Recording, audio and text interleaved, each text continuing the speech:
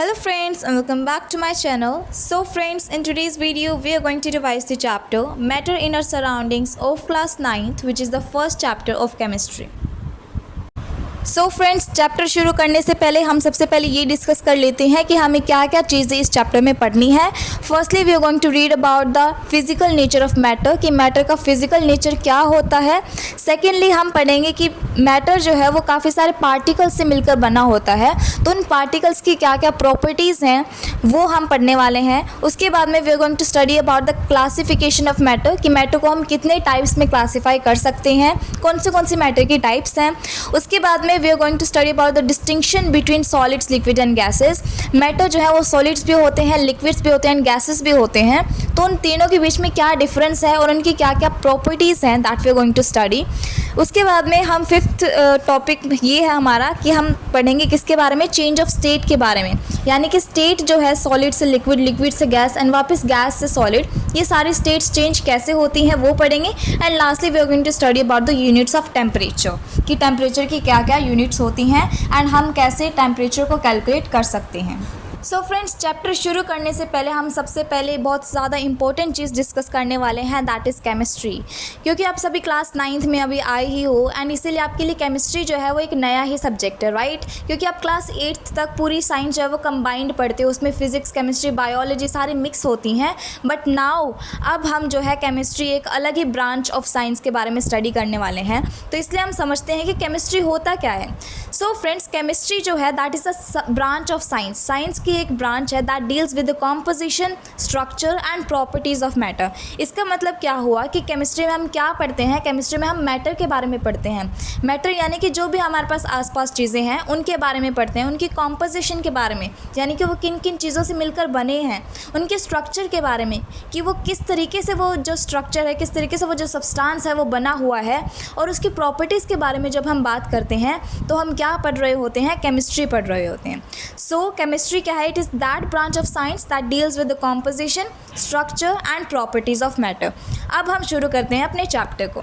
सो हमारा चैप्टर क्या है, that is matter in our surroundings, यानी कि हम किसके बारे में बात करने वाले हैं, मैटर के बारे में, राइट। सो मैटर होता क्या है। सो फ्रेंड्स, आपके आसपास आप जो भी चीज़ें देख रहे हो ना अभी, चाहे आप अपनी जो बेड पे बैठे हो, चाहे अपने बेड को ले लो या फिर अपने डोर को ले लो, फैंस, ट्यूबलाइट्स, एनीथिंग, जो भी हमारे पास आसपास चीज़ें हैं वो सारी क्या है, मैटर है।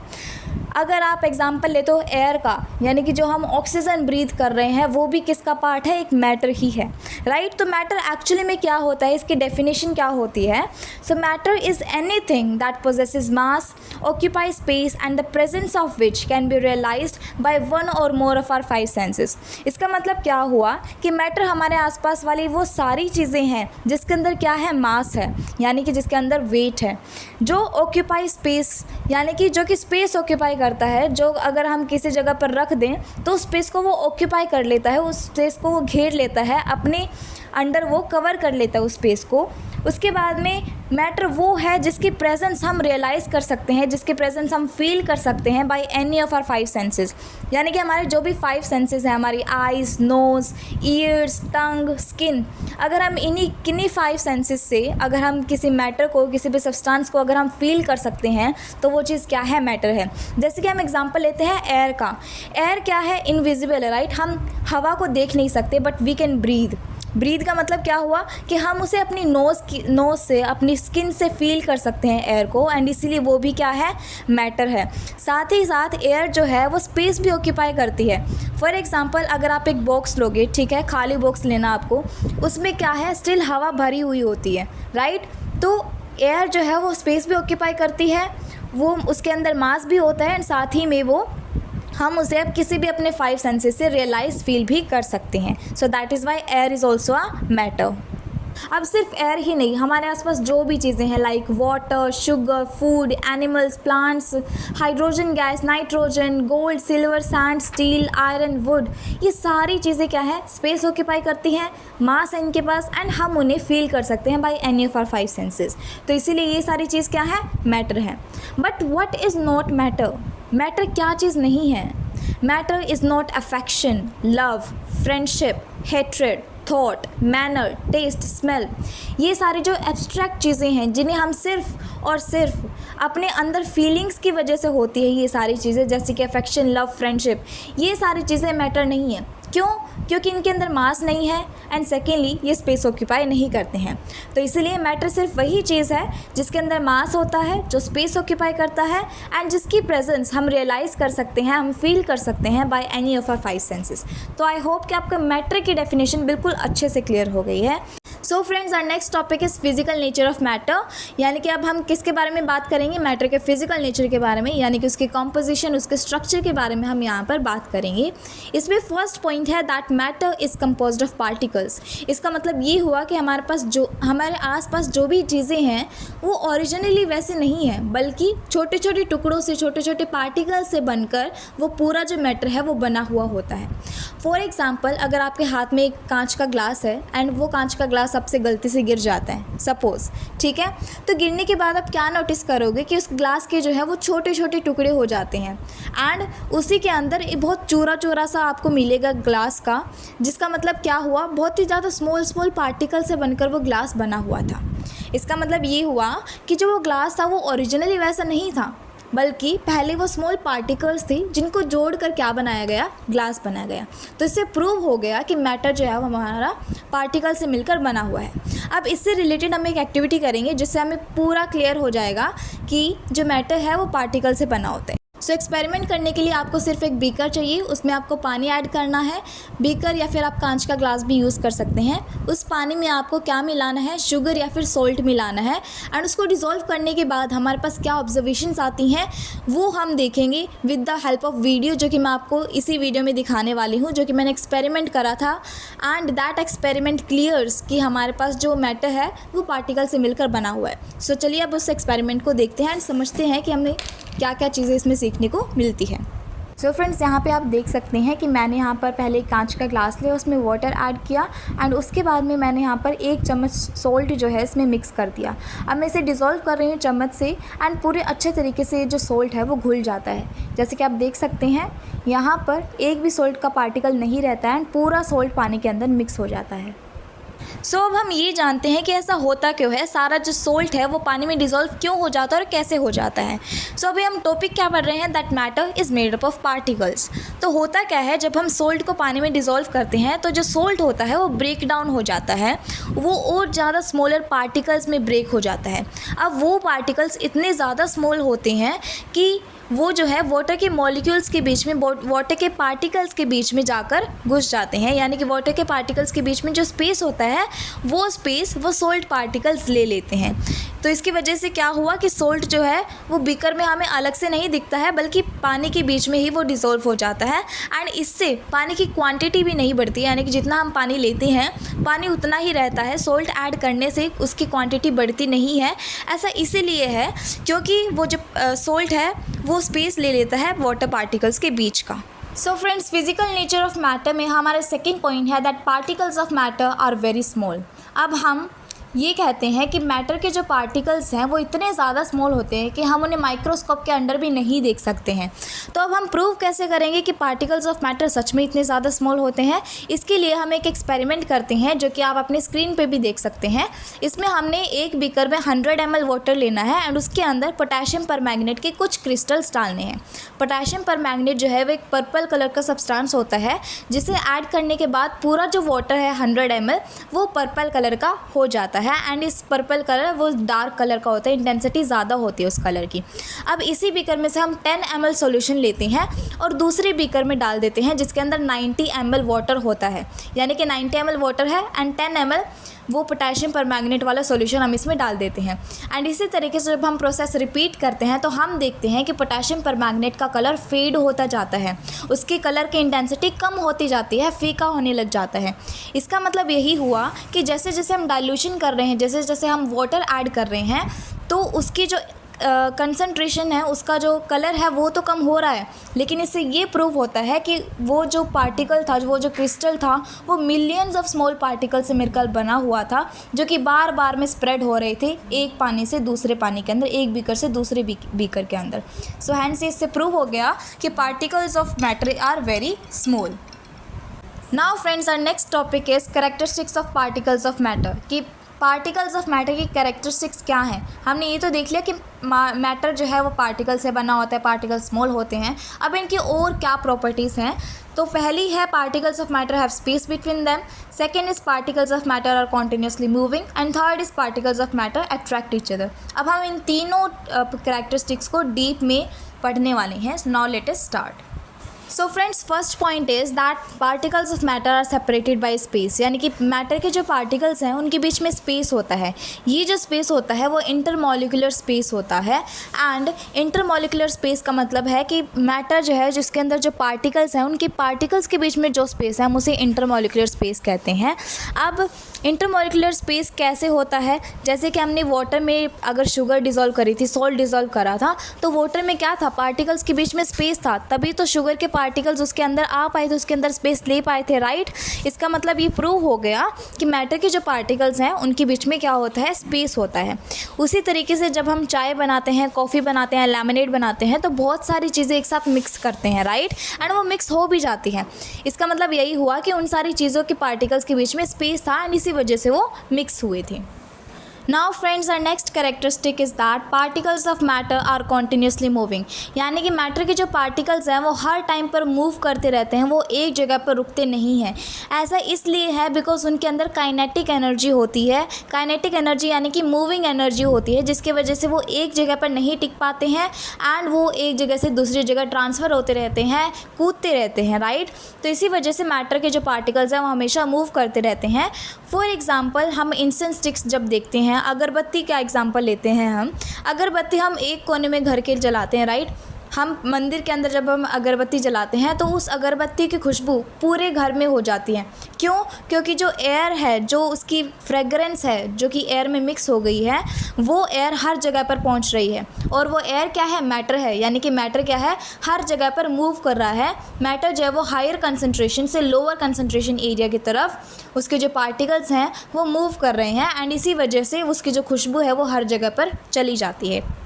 इसके बाद में हमारा एग्जांपल ले सकते हैं हम फूड का। जब भी हमारे घर में खाना बन रहा होता है, अगर मम्मी खाना बना रही होती है तो हमें दूर से ही पता लग जाता है कि किसकी सब्ज़ी मम्मी बना रही हैं, ठीक है। वो इसलिए होता है क्योंकि मैटर के जो पार्टिकल्स हैं वो मूव कर रहे होते हैं और उसकी वजह से उसकी जो फ्रेगरेंस है वो हमारे तक पहुंच जाती है। अब ये सारी जो चीज़ें हैं वो सॉलिड्स, लिक्विड्स एंड गैस के केसेस में अलग अलग होती हैं एंड इसके बारे में हम आगे पढ़ने वाले हैं। Now friends, next thing is that particles of matter attract each other. इसका मतलब क्या हुआ कि मैटर के जो पार्टिकल्स हैं वो एक दूसरे को अट्रैक्ट करते हैं। अट्रैक्ट कैसे करते हैं? बिकॉज उनके बीच में एक फोर्स ऑफ अट्रैक्शन होता है जिसे हम कोहेशन बोलते हैं। यानी कि वो अपने ही पार्टिकल्स के बीच में वो एक फ़ोर्स होता है अट्रैक्शन का, जिसकी वजह से वो सारे पार्टिकल्स एक साथ बंधे रहते हैं एंड ये जो फोर्स है ये उस मैटर के स्ट्रेंथ के बारे में भी बताती है। जितनी ज़्यादा ये इंटरमॉलिक्यूलर फोर्स होगी, जितनी ज़्यादा एक कोहेशन वाली फोर्स होगी, अट्रैक्शन वाली फोर्स होगी, उतनी ही ज़्यादा उस मैटर की स्ट्रेंथ भी होगी। जैसे कि अगर हम सॉलिड्स की बात करें तो सॉलिड्स में फोर्स ऑफ अट्रैक्शन ज़्यादा होता है, ज़्यादा पार्टिकल्स अट्रैक्ट करते हैं, इसका मतलब उसकी स्ट्रेंथ ज़्यादा होती है। गैसेस में कम होती है ये चीज़, तो इसलिए उसकी स्ट्रेंथ भी कम होती है। इसके साथ साथ हम ये भी इसमें पढ़ते हैं कि यहाँ पर जो अगर हम बात करें हनी की और इंक की, तो इसके केस में हनी की जो अट्रैक्टिव फोर्सेस होती हैं वो ज़्यादा होती है एज़ कम्पेयर टू इंक। इसी वजह से इंक जल्दी फ्लो कर जाती है एंड हनी जल्दी फ्लो नहीं करता है। इसके अलावा फ्रेंड्स, हम एक एग्जांपल ले सकते हैं कि अगर हमें प्रूव करना हो कि मैटर के जो पार्टिकल्स हैं वो अट्रैक्ट करते हैं, तो हम क्या लेंगे? एक आयरन नेल लेंगे, एक चौक का पीस लेंगे एंड एक रबर बैंड लेंगे। अब हम इन तीनों को स्ट्रेच करेंगे या फिर हैमर से इन्हें पीटेंगे या फिर उन्हें कट करके देखेंगे, तो आप क्या पाएंगे? आप क्या ऑब्जर्व करेंगे कि सबसे ज़्यादा ईजी किसको ब्रेक करना होता है? चौक को ब्रेक करना होता है। उसके बाद में रबर बैंड को उससे थोड़ा सा मुश्किल होता है एंड सबसे ज़्यादा मुश्किल किसको तोड़ना होता है? आयरन नेल को तोड़ना होता है। लोहे की जो कील होती है उसको तोड़ना सबसे ज़्यादा मुश्किल होता है। क्यों? क्योंकि उसके बीच के जो इंटरमॉलिक्यूलर फोर्सेस हैं वो सबसे ज़्यादा है, राइट। फोर्स ऑफ अट्रैक्शन सबसे ज़्यादा है, जो कि रबर बैंड में कम है और चौक में उससे भी ज़्यादा कम है एंड इसीलिए हम कहते हैं that particles of matter attract each other. अब इसके अलावा अब एक और एग्जांपल ले लेते हैं। जैसे कि आप अपना हाथ अपने एयर से हिलाइए, हाथ को हवा में हिलाइए, तो आपको क्या फ़र्क पड़ेगा? कुछ भी फ़र्क नहीं पड़ेगा, आपको कोई ज़ोर नहीं लगाना पड़ा, कोई एक्स्ट्रा एनर्जी नहीं लगानी पड़ी है। लेकिन यहीं पर अगर आप वाटर एंड वुड से करेंगे तो आपका ये जो स्ट्रेंथ है वो डिफ़र करेगा। इसकी वजह से हम ये कहते हैं कि पार्टिकल्स ऑफ मैटर जो है वो अट्रैक्ट करते हैं। Now friends, we are on the most important topic of this chapter, that is the classification of matter, कि मैटर की क्या क्या टाइप्स हैं। सो फ्रेंड्स, मैटर को हम दो तरीके से क्लासीफाई कर सकते हैं, based on it's physical properties and based on it's chemical properties. Physical properties के बेसिस पर जब हम मैटर को डिवाइड करते हैं तो हमारे पास 3 टाइप्स के मैटर होते हैं, सॉलिड्स, लिक्विड्स एंड गैसेज। अब ये जो सॉलिड्स, लिक्विड्स एंड गैसेज है, इनको हम कैसे डिफर करते हैं? ये तीनों चीज़ें अलग अलग क्यों होती हैं? बिकॉज इनकी intermolecular forces of attraction differ होती हैं। यानी कि अगर हम सॉलिड्स की बात करें तो हमने पहले भी डिस्कस करा कि इंटरमॉलिकुलर फोर्सेज सबसे ज़्यादा होती है। उसके बाद में लिक्विड्स में इंटरमॉलिकुलर फोर्सेज सॉलिड से कम होती है एंड गैसेज से ज़्यादा होती है। एंड लास्टली गैसेज में इंटरमॉलिकुलर फोर्सेज, पार्टिकल्स के बीच की जो अट्रैक्शन होती है वो सबसे कम होती है। तो इसी वजह से हम मैटर को 3 टाइप्स में डिवाइड करते हैं, that is solids, liquids and gases. तो हमें ये तो पता लग गया कि 3 स्टेट्स ऑफ मैटर होती हैं, सॉलिड, लिक्विड एंड गैस। अब हम इनके अलग अलग प्रॉपर्टीज़ के बारे में बात करेंगे कि सॉलिड्स की क्या प्रॉपर्टीज़ हैं, लिक्विड्स की क्या प्रॉपर्टीज़ हैं एंड गैसेज की क्या प्रॉपर्टीज़ हैं। So now let us start with the first, that is the properties of solids. So friends, अगर हमें प्रॉपर्टीज़ ऑफ सॉलिड्स डिस्कस करने हैं तो सबसे पहले हम एग्जांपल्स लेते हैं कि सॉलिड्स होते कौन से हैं। जैसे कि हमने एग्जांपल लिया वुड का, आयरन का, स्टील का, या फिर हम कह सकते हैं प्लास्टिक। ये सारे क्या होते हैं? सॉलिड्स होते हैं। अब इनको ध्यान में रख के आप ये सोचो कि इनकी क्या क्या प्रॉपर्टीज़ हैं एंड वही प्रॉपर्टीज़ किसकी होंगी? सॉलिड्स की भी प्रॉपर्टीज़ होगी।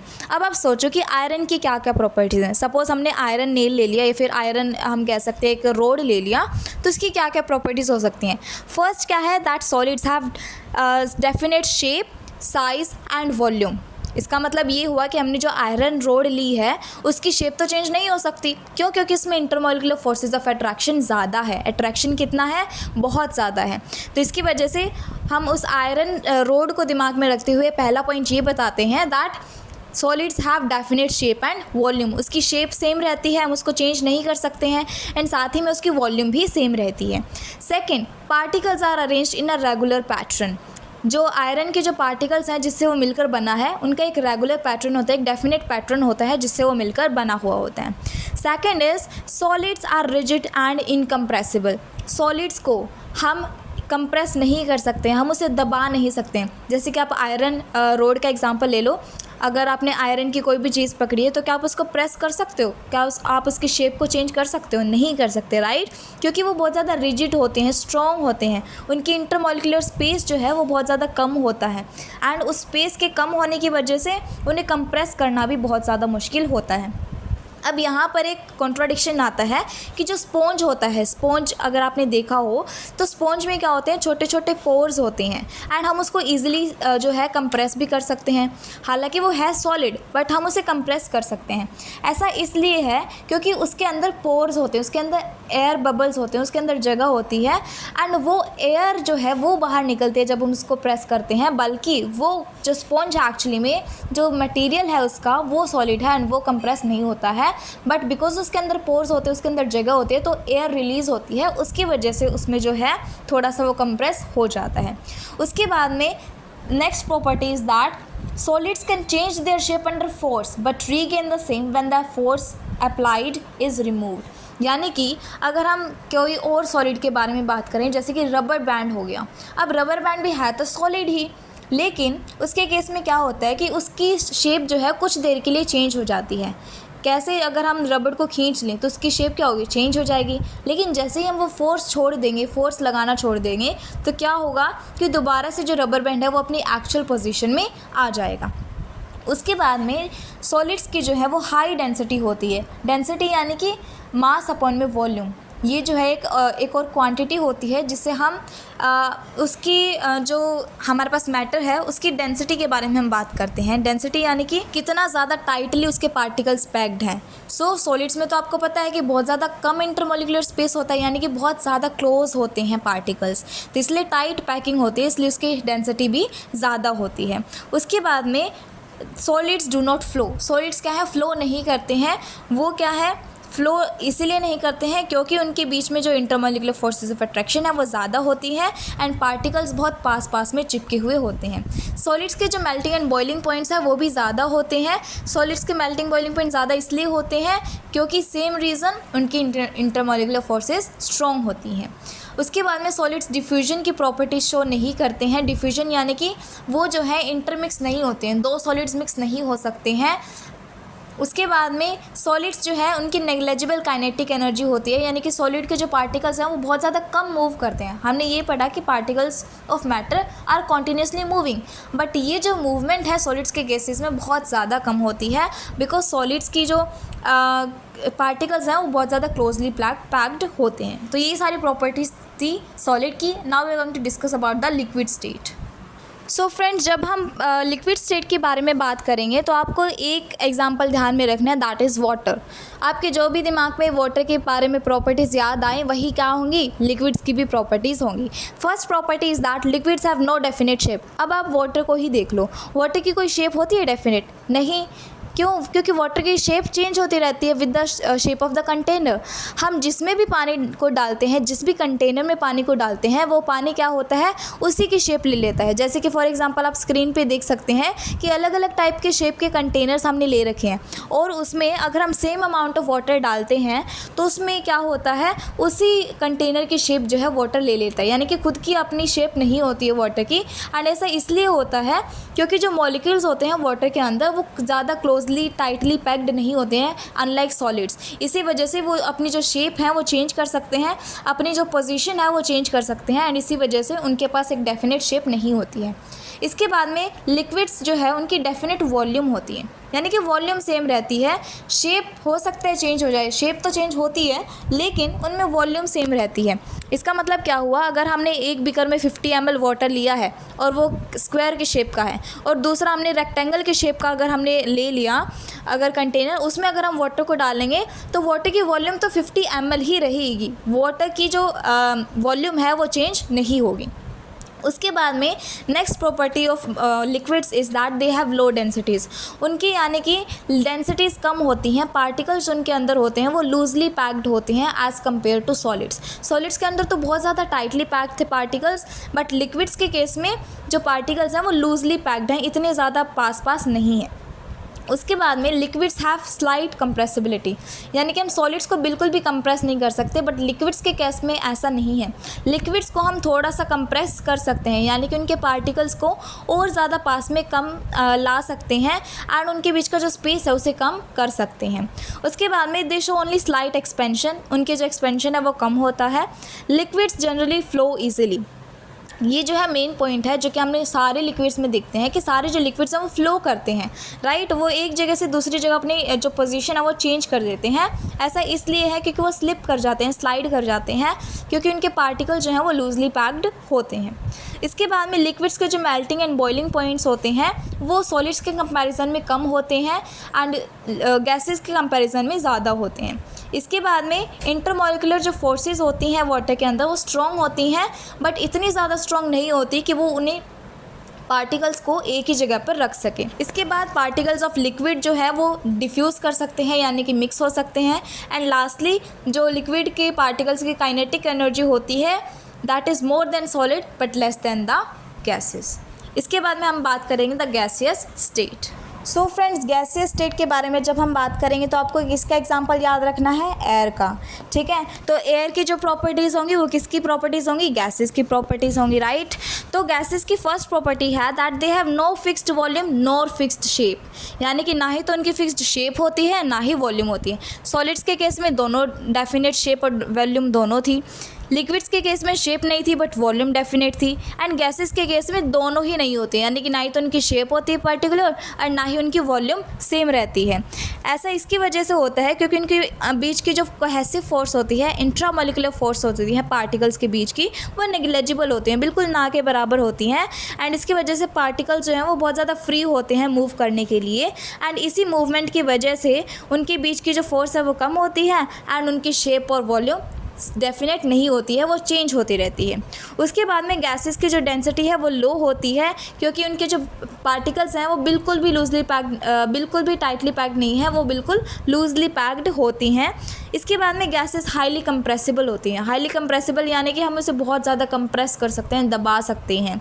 फॉर एग्जांपल हमारे घर में जो सिलेंडर यूज़ होता है खाना बनाने के लिए, जिसमें एलपीजी होता है, वो जो सिलेंडर है उसके अंदर ऑक्सीजन गैस हम भरते हैं जो कि कंप्रेस्ड फॉर्म में होती है, यानी कि हम ऑक्सीजन को इतना ज़्यादा कंप्रेस कर देते हैं कि हम उसे सॉलिड में भर देते हैं, सिलेंडर में भर देते हैं, and that we can use for cooking. उसके बाद में जो सीएनजी है that is also used as a fuel in vehicles, and वो भी इसी तरीके से कंप्रेस करके ही बनती है। इसके बाद में हम यहाँ पर एक एक्सपेरिमेंट करते हैं जिससे हमें पता लगेगा कि जो गैसेस की कंप्रेसिबिलिटी होती है, गैसेस को कंप्रेस करना जो है वो सबसे ज़्यादा इजी होता है as compare to solids and as compare to liquids. यहाँ पर हमने 3 सिरिंज ले लिए हैं, 3 इंजेक्शंस लेती हैं, जिसके अंदर हमने एक में चॉक पाउडर डाला है, एक में वाटर डाला है एंड एक में गैस डाला है। अब जब हम इसके ऊपर से जो पिस्टन है उसको दबाएंगे, इंजेक्शन के पिस्टन को जब हम दबाते हैं तो उससे हमें क्या पता लगता है कि जो चॉक पाउडर है उसको दबाना सबसे ज़्यादा मुश्किल होता है as compare to water, and gases को दबाना बहुत ही ज़्यादा इजी होता है। इसका मतलब ये हुआ कि गैसेस जो हैं वो बहुत ज़्यादा क्या होती हैं, कंप्रेसिबल होती हैं। इसके बाद में next is gases flow easily. Gases जो है वो बिल्कुल ईजिली फ्लो कर सकती हैं। गैसेस का जो मेल्टिंग एंड बॉइलिंग पॉइंट होता है वो लिक्विड्स एंड सॉलिड्स दोनों से कम होता है, वो जल्दी बॉयल करने लग जाती हैं, जल्दी मेल्ट करने लग जाती हैं। इंटरमॉलिकुलर फोर्सेस बहुत ज़्यादा वीक होती हैं। गैसेस जो है डिफ्यूज़ करती हैं बहुत रैपिडली, यानी कि उनके बीच में मिक्स होने का जो चांस है वो सबसे ज़्यादा रहता है, क्योंकि गैसेस में पार्टिकल्स बहुत ज़्यादा अलग अलग हैं, राइट, बहुत दूर दूर पे खड़े हैं, एंड इसीलिए डिफ्यूजन बहुत जल्दी होता है। इसीलिए अगरबत्ती की जो फ्रेगरेंस है वो पूरे घर में फैल जाती है बहुत जल्दी। काइनेटिक एनर्जी जो पार्टिकल्स की है गैसेस के अंदर वो भी सबसे ज़्यादा होती है as compare to solids and as compare to liquids.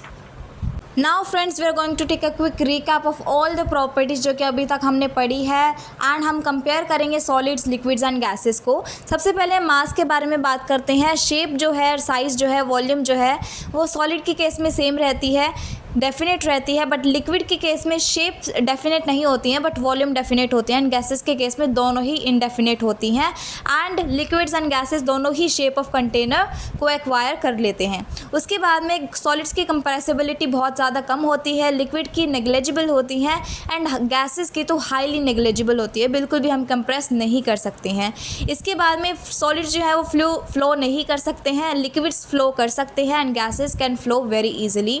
Rigidity की बात करें, अगर हम स्ट्रेंथ की बात करें तो सॉलिड्स जो है वो हाईली ज़्यादा से ज़्यादा स्ट्रेंथ होती है, हाईली रिजिड होती हैं, लिक्विड्स लेस रिजिड होती हैं, एंड गैसेस उनके कंपैरिजन में सबसे ज़्यादा लीस्ट रिजिड होती हैं।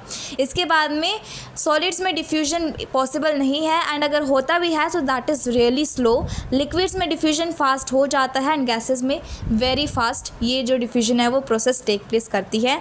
इसके बाद में सॉलिड्स के बीच के जो पार्टिकल्स है उसके बीच के जो स्पेस होता है वो बहुत कम होता है, एंड पार्टिकल्स क्लोजली पैक्ड होते हैं।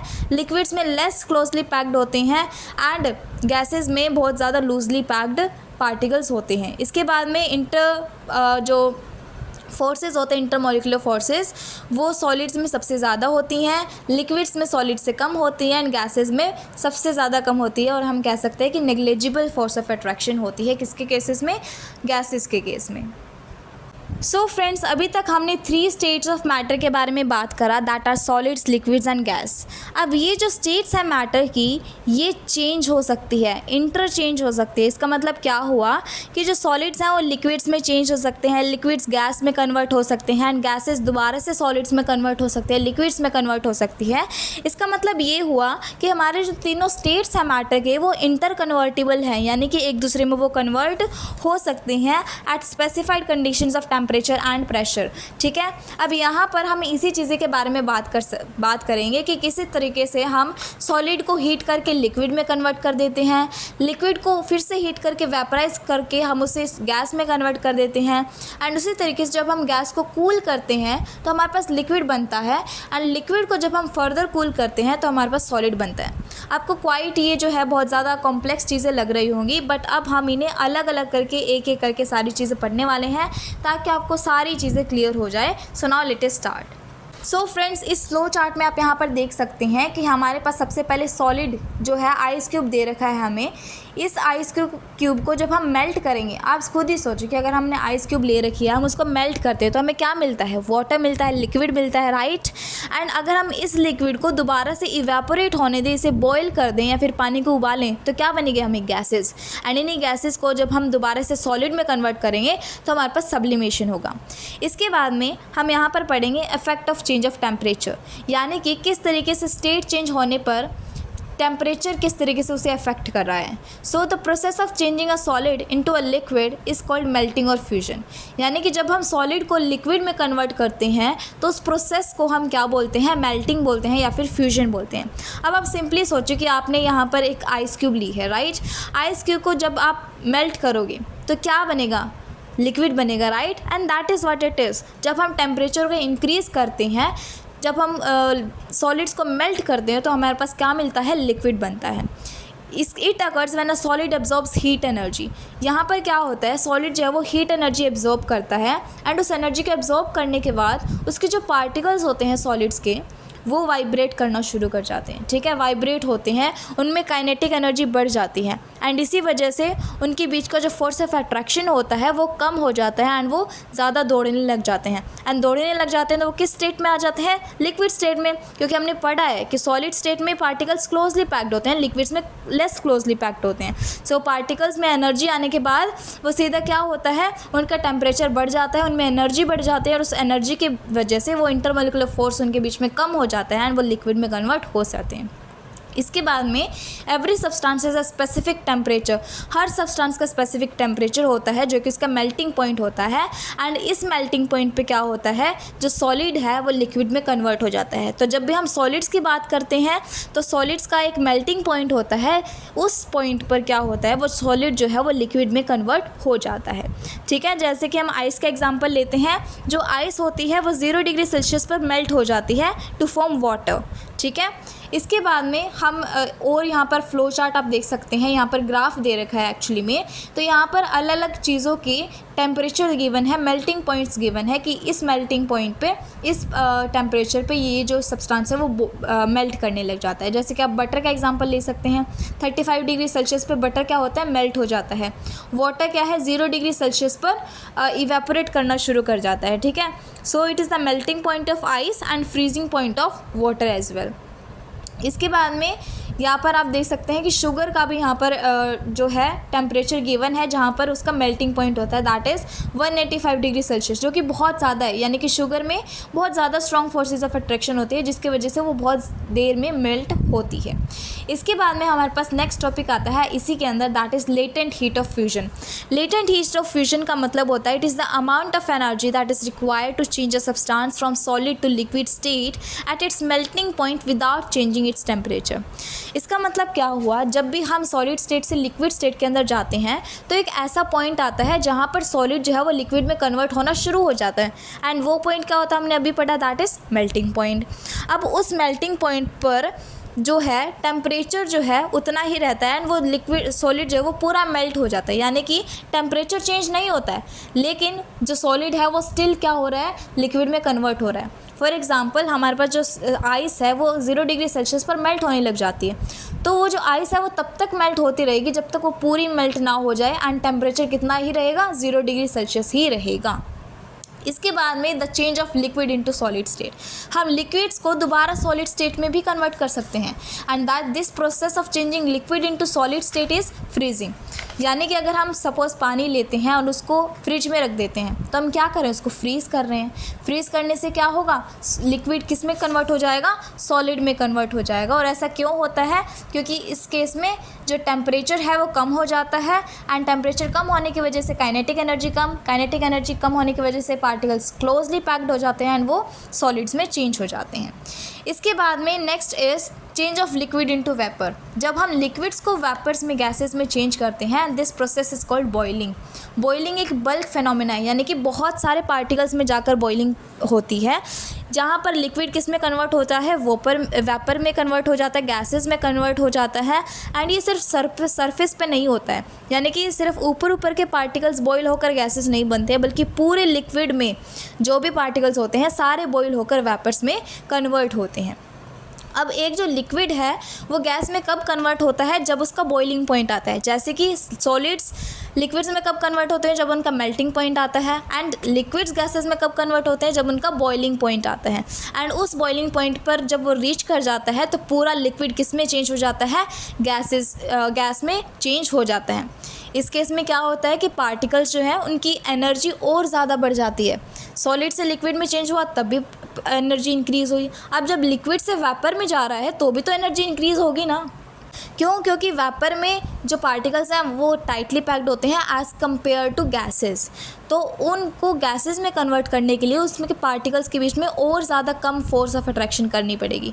एंड वो कब होगी, जब उनकी एनर्जी इंक्रीज़ होगी। एनर्जी इंक्रीज़ कब होगी, जब टेम्परेचर इंक्रीज़ होगा। सो टेम्परेचर इंक्रीज़ होने की वजह से उनकी फोर्सेज ऑफ अट्रैक्शन कम हो गई, यानी कि उनकी काइनेटिक एनर्जी बढ़ गई। एंड इसी तरीके से लिक्विड जो है वो गैस में कन्वर्ट हो जाता है।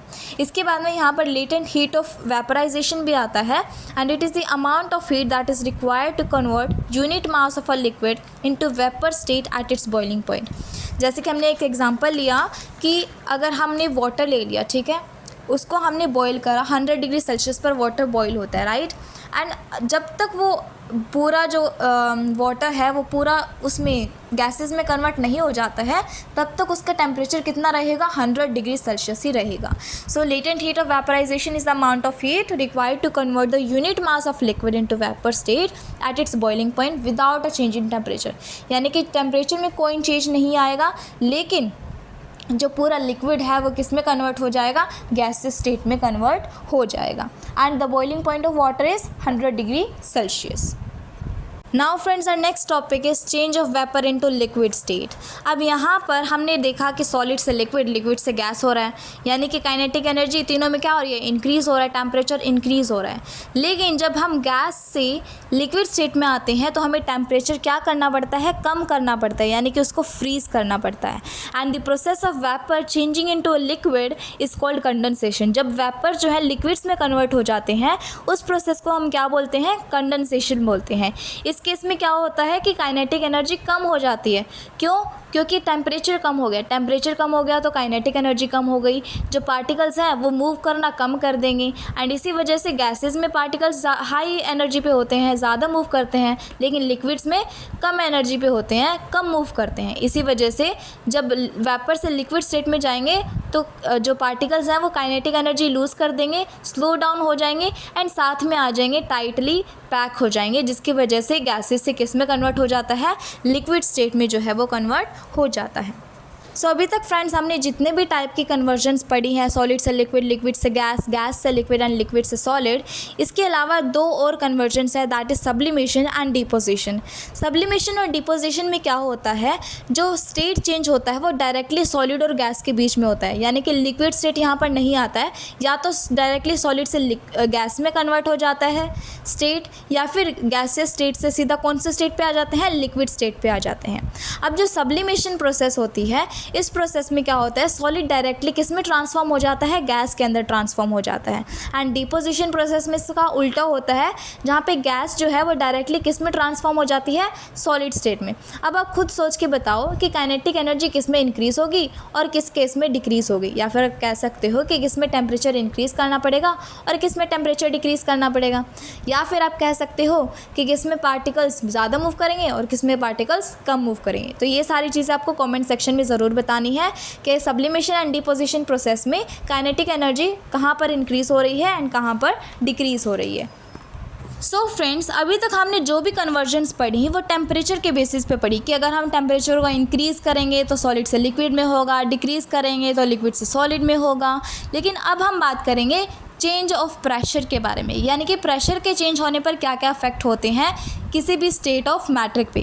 तो क्या होता है कि जैसे जैसे हम प्रेशर इंक्रीज़ करते हैं उसी तरीके से टेम्परेचर डिक्रीज़ होता जाता है। प्रेशर का मतलब है कंप्रेशन, जितना ज़्यादा हम कंप्रेस करेंगे उतना ज़्यादा प्रेशर बढ़ जाएगा। तो जैसे जैसे हम प्रेशर इंक्रीज़ करेंगे टेम्परेचर क्या होगा, कम होगा। प्रेशर इंक्रीज़ करने का मतलब क्या है, हम उतना ज़्यादा कंप्रेस कर रहे हैं। कंप्रेस करने का मतलब क्या हुआ कि हम उसको और ज़्यादा दबा रहे हैं। तो जैसे जैसे हम उस चीज़ को बहुत ज़्यादा दबाएंगे उसका प्रेशर बढ़ेगा एंड टेम्परेचर कम होगा। फॉर एग्ज़ाम्पल आप यहाँ पर वीडियो में भी देख सकते हैं, यहाँ पर क्या हो रहा है कि गैस, पहले गैस था राइट, इस कंटेनर में गैस था, लेकिन जैसे जैसे हम पिस्टन को नीचे दबाते जाते हैं वो पहले लिक्विड में कन्वर्ट हो जाता है, एंड उसके बाद में जब हम और प्रेशर दबाते हैं और ज़्यादा कंप्रेस करते हैं तो वो सॉलिड्स में कन्वर्ट हो जाता है। इसका मतलब यही हुआ कि प्रेशर जैसे जैसे बढ़ रहा है उसमें टेम्परेचर डिक्रीज़ हो रहा है। क्यों? क्योंकि हमने देखा कि पहले सॉलिड से लिक्विड कब जाता है, जब टेम्परेचर इंक्रीज़ होता है। लिक्विड से गैस कब जाता है, जब टेम्परेचर इंक्रीज़ होता है। लेकिन इसका कन्वर्स यानी कि उल्टा कब पॉसिबल होता है, जब गैस से लिक्विड में जाता है और लिक्विड से गैस में जाता है, तब टेम्परेचर क्या होता है, डिक्रीज़ होता है राइट। काइनेटिक एनर्जी डिक्रीज़ होती है, पार्टिकल्स की मूवमेंट कम होती है। तो यही यहाँ पर बताया गया है कि जैसे जैसे प्रेशर इंक्रीज़ हो रहा है उसी तरीके से टेम्परेचर कम हो रहा है, उसी तरीके से गैसेस से फिर लिक्विड्स में आते हैं एंड फिर सॉलिड्स में कन्वर्ट हो जाता है जैसे जैसे प्रेशर इंक्रीज़ होता है। So friends, our next topic is dry ice. Dry ice क्या होती है? आप यहाँ पे जो पिक्चर्स देख रहे हैं ये ड्राई आइस की है। सो dry ice basically solid carbon dioxide होती है, यानी कि जब कार्बन डाइऑक्साइड गैस को हम कंप्रेस करते हैं तो क्या होता है, टेम्परेचर डिक्रीज़ होता है right. And simply carbon dioxide gas जो है वो किस में कन्वर्ट हो जाती है, सॉलिड में कन्वर्ट हो जाती है। सो जब हम कार्बन डाइऑक्साइड गैस को हाई प्रेशर यानी कि हाई प्रेशर जब करते हैं, टेम्परेचर कम हो जाता है, तो जब हम उसे कंप्रेस करते हैं तो कार्बन डाइऑक्साइड किस में कन्वर्ट हो जाती है, आइस में कन्वर्ट हो जाती है। एंड यही जब आइस में कन्वर्ट होती है तो इसलिए हम इसे क्या बोलते हैं, ड्राई आइस। क्यों? क्योंकि इसमें जो कन्वर्जन होता है वो सॉलिड से डायरेक्टली गैस में होता है, ये लिक्विड में कन्वर्ट नहीं होती। बल्कि अगर हम इसको नॉर्मल रूम टेम्परेचर पर रखेंगे तो सिंपली ये डायरेक्टली जो ड्राई आइस है, जो आइस है सिंपली किस में कन्वर्ट हो जाएगी, सीधा गैस में कन्वर्ट हो जाएगी। सो फ्रेंड्स, यहाँ पर जो टेम्परेचर होता है ड्राई आइस का दैट इज़ -78 डिग्री सेल्सियस, यानी कि टेम्परेचर बहुत ही ज़्यादा कम होता है। एंड इसी टेम्परेचर पर हम ड्राई आइस को मेंटेन रख सकते हैं। ये जो है कोल्ड स्टोरेजेस में यूज़ होती है, जहाँ पर हम मीट या फिर कोई अदर जो चीज़ें होती हैं जो जल्दी ख़राब हो जाती हैं उनको रखने के लिए, हम इसमें स्टोर करने के लिए हम इसका ड्राई आइस का यूज़ करते हैं। Now friends, our next topic is evaporation. Evaporation के बारे में तो आपने पहले भी सुना होगा right. So evaporation is the process where a liquid turns into a gas at temperature below its boiling point. अब इवेपोरेशन वो प्रोसेस होती है जिसमें लिक्विड किस में कन्वर्ट होता है, वेपर्स में कन्वर्ट होता है, गैसियस स्टेट में कन्वर्ट होता है। अब आप कहोगे कि इवेपोरेशन तो हमने पहले भी पढ़ा था जहाँ पे लिक्विड गैसेस में कन्वर्ट हो रहा था and that was boiling point. लेकिन friends, boiling point and evaporation दोनों ही अलग अलग चीज़ें हैं। कैसे? क्योंकि बॉइलिंग पॉइंट जो है वो एक बल्क फिनोमेना है, वो पूरे लिक्विड पे अप्लाई होता है राइट। जब पूरा लिक्विड जो है वो बॉइल करना शुरू होता है, पूरा लिक्विड जब गैस में कन्वर्ट हो जाता है उस टाइम पर क्या होता है, बॉइलिंग होता है। लेकिन इवेपोरेशन के केस में क्या होता है, इवेपोरेशन जो है वो किसी पर्टिकुलर पॉइंट पे नहीं होता, वो रूम टेम्परेचर से कम टेम्परेचर पे ही क्या होता है, शुरू हो जाता है। यानी कि बॉइलिंग पॉइंट क्या होता है, वो टेम्परेचर जिसमें पूरा लिक्विड बॉईल करना शुरू कर जाता है। लेकिन इवेपोरेशन वो प्रोसेस होती है जिसमें ऊपर का जो सरफेस होता है उस लिक्विड का वो क्या करता है, इवेपोरेट होना शुरू होता है, वेपर्स में कन्वर्ट होना शुरू होता है। एंड वो ज़रूरी नहीं है कि उसकी बॉइलिंग पॉइंट पर हो, बॉइलिंग पॉइंट से नीचे वाला जो पॉइंट होता है उस पर अगर कोई भी सब्सटेंस अगर इवेपोरेट हो रहा है, उस पर अगर कोई भी सब्सटेंस लिक्विड से वेपर स्टेट में कन्वर्ट हो रहा है, दैट इज़ इवेपोरेशन। अब इवेपोरेशन के केस में क्या होता है, लिक्विड जो है वो सराउंडिंग से हीट एब्जॉर्ब करता है, ठीक है। जो भी हमारी सराउंडिंग्स है वहाँ से हीट एब्जॉर्ब करता है लिक्विड, एंड उसके बाद में एब्जॉर्ब करने के बाद उसकी जो ऊपर वाली सरफेस एरिया होते हैं, उसके ऊपर वाली जो लेयर होती है लिक्विड की, वहाँ पर क्या होता है, वहाँ के जो पार्टिकल्स हैं उनकी काइनेटिक एनर्जी इंक्रीज़ होती है, क्योंकि उन्होंने हीट ली है, एनर्जी ली है बाहर से, तो उनकी काइनेटिक एनर्जी इंक्रीज़ हो जाती है। And as you all know, kinetic energy के इंक्रीज़ होने से उनकी पार्टिकल्स की एनर्जी इंक्रीज़ हो जाती है एंड इसकी वजह से उनमें मूवमेंट बढ़ जाती है। एंड मूवमेंट बढ़ गई यानी कि जो लिक्विड है वो किस में कन्वर्ट हो गया, गैस में कन्वर्ट हो गया। तो ऊपर की जो लेयर होती है, सरफेस लेयर जो होती है लिक्विड की, वो किस में कन्वर्ट होना शुरू हो जाती है, वेपर्स में कन्वर्ट होना शुरू हो जाती है। फॉर एग्ज़ाम्पल, अगर आप कोई भी ओपन बर्तन लो, कोई भी यूटेंसिल ले लो, जैसे कि आपने कोई बड़ा सा बर्तन ले लिया जो ऊपर से खुला हुआ है, ठीक है, उसमें अगर आपने लिक्विड रखा तो वो क्या होगा, इवेपोरेट होना शुरू होगा। वो पानी के, अगर हम गैस पर रखते हैं तो पानी उबलने लग जाता है, लेकिन अगर हम सन के नीचे रखेंगे तो वो पानी उबलेगा नहीं, लेकिन वो पानी ख़त्म भी हो जाएगा कुछ देर के बाद बिना उबले हुए, यानी कि उसका बॉइलिंग पॉइंट अचीव नहीं हुआ है, लेकिन फिर भी वो इवेपोरेट कर जाता है बिकॉज वहाँ पर इवेपोरेशन होता है, बॉइलिंग पॉइंट रीच नहीं होता है, ठीक है। तो इसी तरीके से ये सारा जो है हमारा होता है। इसके बाद में यहाँ पर हम बात करेंगे वॉलेटाइल लिक्विड्स के बारे में। वॉलेटाइल लिक्विड्स वो लिक्विड्स होते हैं जो कि ईजिली इवेपोरेट हो जाते हैं। एंड यहाँ पर एक क्वेश्चन भी पूछा जाता है that why should we wear cotton clothes in summer. So friends, cotton clothes हमें इसलिए पहनने चाहिए समर के अंदर, बिकॉज क्या होता है समर्स में हम बहुत ज़्यादा स्वेट करते हैं, राइट। एंड स्वेट करने की वजह से वो जो सारा स्वेट है वो कॉटन क्लॉथ एब्जॉर्ब कर लेता है। एंड कॉटन क्लॉथ जो है वो सबसे ज़्यादा एब्जॉर्ब करता है स्वेट को, इसलिए हम उसे पहनते हैं। लेकिन इसका मेन रीज़न ये नहीं कि बस वो एब्जॉर्ब कर ले। मेन रीज़न कॉटन क्लॉथ को पहनने का ये होता है कि उसके बीच में पोर्स होते हैं एंड उन पोर्स से क्या होता है, पानी जो स्वेट होता है वो ईजिली इवेपोरेट हो सकता है। एंड इसी वजह से इवेपोरेशन की वजह से हमारा जो पसीना वो जल्दी सूख जाता है जब हम कॉटन क्लॉथ्स पहनते हैं, एंड इसीलिए कॉटन क्लॉथ्स हम पहनते हैं, ठीक है। एंड इसके बाद में इवेपोरेशन कूलिंग इफेक्ट भी लाता है, यानी क्योंकि जो हमने पहले पढ़ा कि लिक्विड जो है बाहर की सराउंडिंग से हीट एब्जॉर्ब करता है, हीट एब्जॉर्ब कर दी यानी कि बाहर क्या रह गई, ठंड रह गई, ठीक है। तो evaporation causes cooling as well. अब फ्रेंड्स हम डिस्कस करने वाले हैं वो फैक्टर्स, वो रीजंस जो कि अफेक्ट करते हैं रेट ऑफ इवेपोरेशन को। सो इवेपोरेशन जो है बहुत सारे फैक्टर्स पे डिपेंड करती है एंड इन्हीं की वजह से इवेपोरेशन कम या फिर ज़्यादा भी होती है। So first factor is the surface area. जितना ज़्यादा हम सरफेस एरिया रखेंगे उतना ही ज़्यादा इवेपोरेशन होगा, यानी कि rate of evaporation increases with the increase in surface area, because evaporation क्या है, एक सरफेस फेनोमेना है, राइट। जैसे कि मैंने पहले भी बताया कि जितना ज़्यादा सरफेस होगा उतना ज़्यादा सरफेस एरिया से पानी क्या हो, इवेपोरेट हो सकेगा, तो इवेपोरेशन का रेट क्या होगा, बढ़ जाएगा। इसीलिए हम क्या करते हैं, हमारे जो क्लोथ्स हैं वो ज़्यादा स्प्रेड करके हम सुखाते हैं ताकि वो जल्दी सूख जाए, क्योंकि सरफेस एरिया इंक्रीज़ हो जाता है एंड इवेपोरेशन बढ़ जाता है। इसके बाद में टेम्परेचर भी डायरेक्टली रिलेटेड है इवेपोरेशन से। जितना ज़्यादा टेम्परेचर होगा उतना ही ज़्यादा इवेपोरेशन भी होगा। इवेपोरेशन जब ज़्यादा इसलिए होगा क्योंकि टेम्परेचर इंक्रीज़ करने से काइनेटिक एनर्जी इंक्रीज़ हो जाएगी मॉलिक्यूल्स की, एंड इसलिए वो ज़्यादा जल्दी एस्केप कर पाएंगे surface of the liquid. And इसीलिए हॉट समर डेज में क्या होता है, इवेपोरेशन फास्टर होता है क्योंकि टेम्परेचर ज़्यादा होता है, पार्टिकल्स की काइनेटिक एनर्जी बढ़ जाती है, लिक्विड्स डायरेक्टली गैसेज में जल्दी कन्वर्ट होते हैं। इसके बाद में humidity is also one of the factor affecting the rate of evaporation. जितना ज़्यादा ह्यूमिडिटी होगा उतनी ही कम इवेपोरेशन होगी।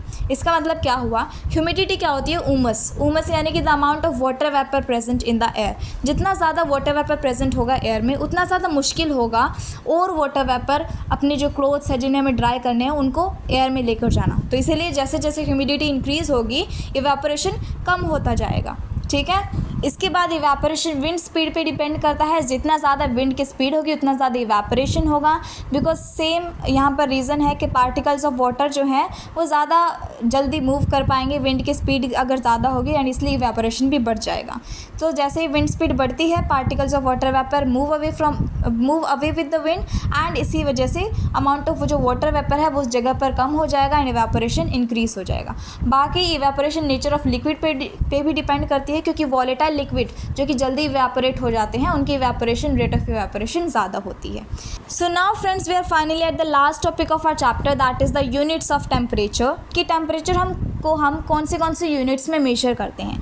सो फ्रेंड्स जो कॉमन यूनिट है टेम्परेचर को मेजर करने के लिए दैट इज़ डिग्री सेल्सियस। हम जब कॉमनली बात करते हैं कि आज कितनी ठंड है, आज कितनी गर्मी है, आज का टेम्परेचर क्या है, तो हम क्या बोलते हैं कि इतना डिग्री सेल्सियस है, राइट। हम डिग्री सेल्सियस में बात करते हैं। जो भी मेल्टिंग पॉइंट है, बॉइलिंग पॉइंट है, वो इसी यूनिट में हम मेजर करते हैं, दैट इज़ डिग्री सेल्सियस। जैसे कि boiling point of water is 100 degree Celsius and melting point of ice is 0 degree Celsius. लेकिन जो मोस्टली रिसर्च वर्क होते हैं, जो केमिस्ट्री लैब में जो काम होते हैं, वहाँ पर जब हम टेम्परेचर का मेजरमेंट करते हैं तो उस टाइम पर हम सेल्सियस स्केल का नहीं बल्कि केल्विन स्केल का यूज़ करते हैं, जहाँ पर हम डिग्री की जगह हम के वर्ड का यूज़ करते हैं, के लेटर का यूज़ करते हैं। And 0 degree Celsius kelvin scale में कितने केल्विन्स के बराबर होता है, दैट इज़ 273 केल्विन। अब ये जो टेम्परेचर होता है केल्सियस स्केल पे एंड केल्विन स्केल पे, ये दोनों रिलेटेड होते हैं। एंड ये रिलेटेड कैसे हैं, बिकॉज केल्विन स्केल का जो टेम्परेचर है that is equals to Celsius scale का टेम्परेचर प्लस 273। अगर हम 273 को सेल्सियस स्केल वाले टेम्परेचर से ऐड कर दे तो हमें क्या मिल जाएगा, वो टेम्परेचर जो कि केल्विन स्केल पे होगा। सो ये जो रिलेशनशिप है ये हम यूज़ करते हैं टेम्परेचर को इंटर कन्वर्ट करने के लिए between Celsius and kelvin scales, ठीक है। सो यहाँ पर ये हमारा पूरा चैप्टर हो गया है। हमने सारे टॉपिक्स कवर करे हैं, पूरी एनसीईआरटी भी हमने कवर कर रखी है। सो आप सारे टॉपिक्स चेक भी कर सकते हैं कि हमने सारी एनसीईआरटी यहाँ पर कवर कर ली है। सो आई होप कि आपको ये पूरा चैप्टर अच्छे से क्लियर हो गया है। And if so don't forget to like, share and subscribe to my channel. Now friends, see in the next video and till then keep studying.